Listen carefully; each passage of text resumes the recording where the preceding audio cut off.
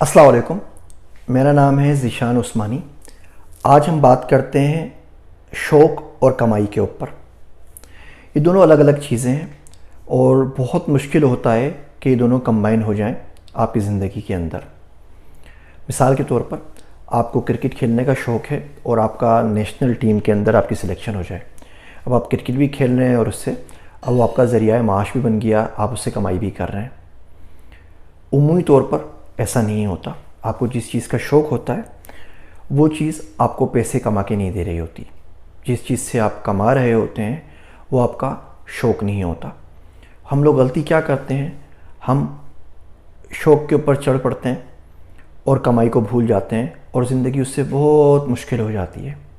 کتنے آپ کو ادیب ایسے ملیں گے جن کو کتاب کی زندگی میں رویلٹی بھی نہیں ملتی اور وہ بیچارے بہت مشکل سے زندگی گزارتے ہیں۔ کتنے آپ کو آرٹسٹ ایسے ملیں گے، کتنے آپ کو شاعر ایسے ملیں گے۔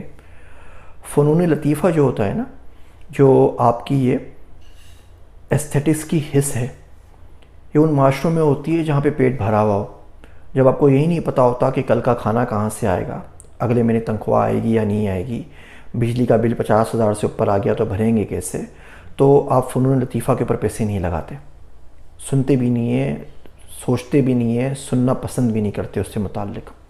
تو آپ شاعر ہیں تو ظاہر بات ہے کتنے دنیا میں شاعر ہیں جو بلینئر بنے ہوں، جن کے جو یونیکارن کے سی اوز بھی بنے ہوں، ایسا نہیں ہے نا۔ ادیبوں کا بھی یہی معاملہ ہے۔ یہاں باہر ملکوں میں ویسٹرن ورلڈ کے اندر تو پھر بھی کوئی شاعر، کوئی پوئٹ، کوئی آتھر اگر کتاب پہ آ جائے سائننگ سرمنی کے اندر تو لوگ لائن بنا کے اس کی کتابیں لیتے ہیں، اسے سائن کرواتے ہیں، آٹوگراف لیتے ہیں، تصویریں کھنچواتے ہیں۔ کوئی کنسرٹ ہو جائے تو وہاں پر چلے جاتے ہیں۔ ہمارے ملک میں تو وہ بھی نہیں ہوتا۔ خیر کنسرٹ تو جانا نہیں چاہیے، وہ تو اچھی کوئی اتنی بات نہیں ہے، لیکن کم سے کم شاعروں کو، ادیبوں کو، آتھرس کو تو سراہنا چاہیے۔ ہم لوگ وہ فنون لطیفہ میں ان کو بھی نہیں سراہتے۔ اچھا، تو یہ لوگ شوق کے اوپر چلے گئے اور انہیں کمانا چھوڑ دیا۔ دوسرے لوگ صرف کمائی پہ لگ جاتے ہیں اور شوق چھوڑ دیتے ہیں، بولتے ہیں بس ہم پیسہ کما رہے ہیں، ہمارے دل میں تھا کبھی زندگی میں کوئی پینٹنگ کریں، کوئی اسکلپچر بنائیں، کوئی شعر لکھیں، کوئی کتابیں پڑھیں، کوئی گھومیں پھریں۔ اب شوق کی انہوں نے بلی چڑھا دی اپنے کمانے کے اوپر، پوری زندگی ایسی گزار کے چلے جاتے ہیں۔ اچھی جو راہ ہے نا وہ بیچ کی ہے۔ اس میں آپ یہ کریں کہ آپ شوق کو جاری رکھیں، لیکن اس سے یہ ایکسپیکٹ نہ کریں کہ وہ آپ کو پیسے کما کے دے گا۔ کما کے دے دے تو کیا بات ہے، اس سے اچھی کوئی بات ہی نہیں ہے۔ اور کمائی کے لیے کوئی ایسا پروفیشن اختیار کر لیں جس سے آپ آسانی سے پیسے کما سکیں۔ میں آپ کو اپنی مثال دیتا ہوں، مجھے دینی تو نہیں چاہیے اپنی مثال، صرف سمجھانے کے لیے دے رہا ہوں، اللہ مجھے معاف کرے۔ حضرت عبداللہ ابن مسعود رضی اللہ کا قول ہے کہ کبھی کسی شخص کی مثال نہیں دینی چاہیے جو بھی زندہ ہو، کیونکہ پتہ نہیں ہے اس کا خاتمہ ایمان پہ ہوگا یا نہیں ہوگا، ابھی ایمان پہ خاتمہ ہوا نہیں ہے۔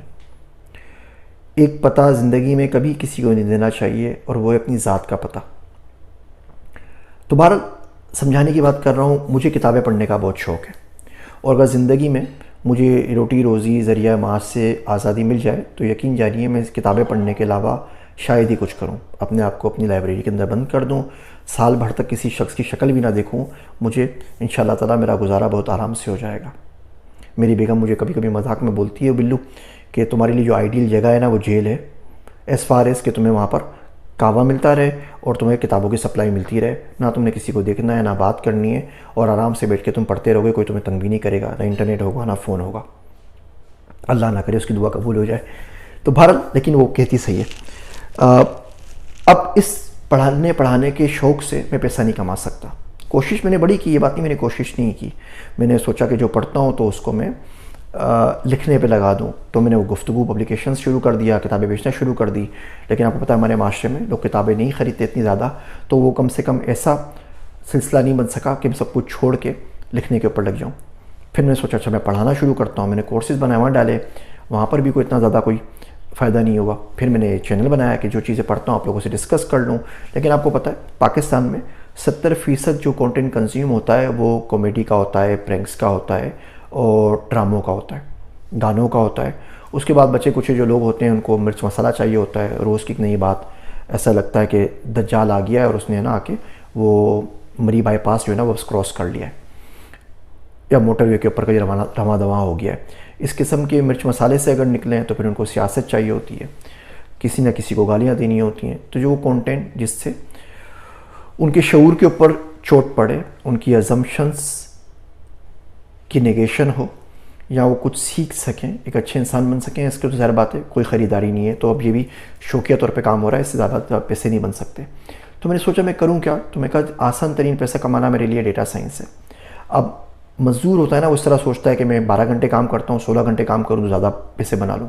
عقل مند آدمی نہیں سوچتا، عقل مند آدمی سوچتا ہے میں کم سے کم ٹائم میں زیادہ زیادہ پیسے کیسے کما سکتا ہوں، کوئی ایسی چیز کر دوں کہ میں سو بھی رہا ہوں تو پیسے کما رہی ہو۔ مثال کے طور پہ آپ نے انویسٹمنٹ کر دی، کوئی پروڈکٹ بنا دیا، کوئی سافٹ ویئر بنا دیا، تو میں ہلکے ہلکے کنسلٹنگ میں اپنے ٹائم کم کرتا جاتا ہوں تاکہ جتنا ٹائم مجھے زیادہ مل سکے میں کتابوں کے اوپر اور جن چیزوں کا شوق ہے اس کے اوپر لگا سکوں۔ تو آپ بھی سوچئے کہ آپ کا شوق کیا ہے۔ وہ شوق آپ کو جلا بخشتا ہے، وہ شوق آپ کو اسٹریس سے باہر نکالے گا، وہ شوق آپ کی طبیعت کو متنوع بنائے گا، اتنا ڈائیورس کرے گا کہ آپ جو بھی کام کر رہے ہیں اس کام میں آپ شائن کر سکیں، آپ ایک اچھے انسان بن سکیں گے، آپ ایک اچھے عبداللہ بن سکیں گے، آپ اچھے گھر والے بن سکیں گے، اچھے باپ بن سکیں گے، اپنے شوہر بن سکیں گے، اچھے سٹیزن بن سکیں گے اگر آپ شوق کے اوپر چلتے رہے تو شوق کو خدا حافظ نہ کیجیے۔ صرف کرنا یہ ہے کہ کوئی ایسا پروفیشن ساتھ میں چلانا ہے جس سے اتنا پیسہ آپ کو مل سکے جس سے آپ کی فیملی کا گزر بسر ہو سکے۔ اور ایک چیز اور، اگر زندگی میں کوئی ایسا شخص نظر آئے جو اپنے شوق کے اوپر چل رہا ہو تو کوشش کریں اس کے شوق میں اس کا ساتھ دیجیے۔ میری باتیں سننے کا شکریہ۔ میں ہوں آپ سب کا ذیشان عثمانی۔